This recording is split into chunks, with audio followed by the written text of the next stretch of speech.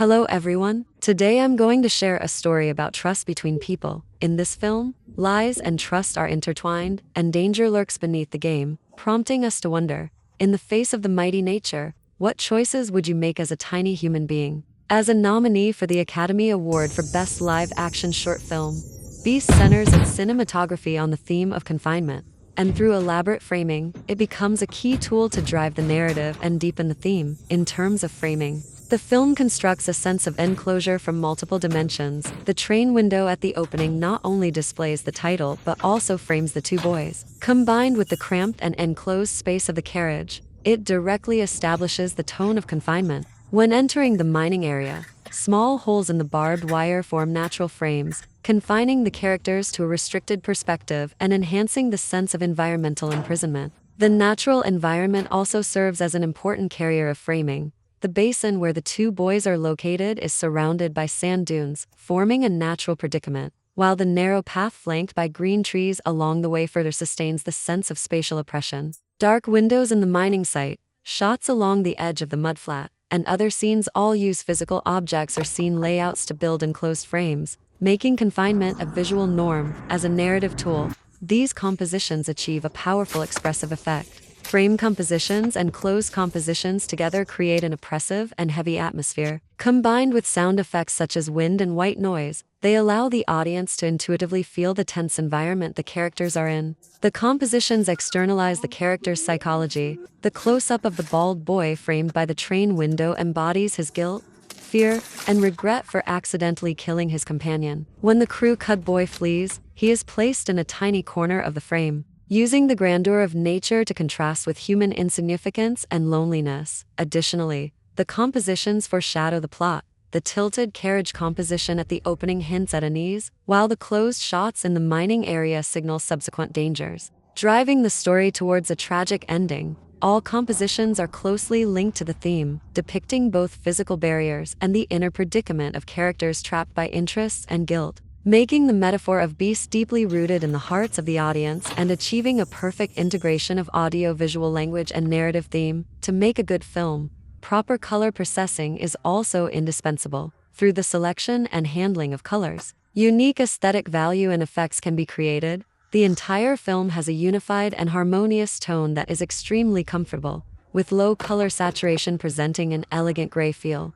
Although the film tells the story of two children, it conveys a sense of coldness, emptiness, and subtle despair. A notable feature of the film's color changes is that as the plot deepens, more and more gray tones replace other colors, and the color saturation becomes even lower. When the boy in orange begins to sink into the mudflat, the light in the frame dims, as if the sun is covered by dark clouds, and the entire frame seems to be shrouded in darkness.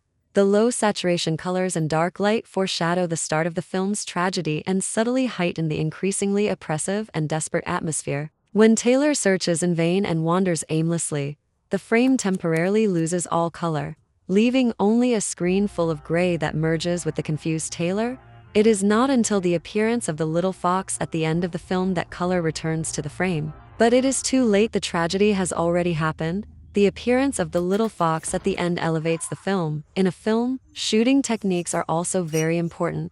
This film uses a variety of shooting methods. Handheld shots and tracking shots account for the majority, bringing a first-person immersive experience. At the same time, a large number of reverse shots are used to show the interaction between the two protagonists, and the clever use of third-person perspective shots foreshadows the appearance of the little fox at the end of the film. The tilted frames and compositions of the film always maintain the confrontational relationship between the two boys, and the use of picture-in-picture further hints at the emergence of the predicament as the plot deepens and misfortune strikes. The duration of individual shots becomes longer, the number of long takes gradually increases, and handheld shots are replaced by more static shots. The quiet frames, combined with the slowly rising background music, fully express the subtle despair in the film.